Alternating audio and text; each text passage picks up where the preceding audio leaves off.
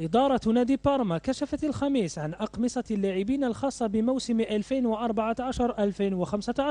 ما ميزها هو حمل المهاجم الجزائري إسحاق بلفضيل القميص رقم 10 بعد عودته رسميا لصفوف الجالو بلو إثر تجربته في الإنتر وليفورنو الموسم الماضي.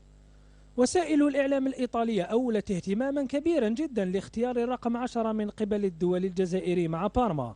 هذه الخطوة تؤكد بقاء مهاجم بولونيا السابق في صفوف نادي إيميليا. وفيما يخص كل من مصباح وغزال، فالظهير الأيسر اختار القميص رقم 3 فيما منح للمهاجم الجزائري الذي سيكون بقاؤه في بارما محل شك القميص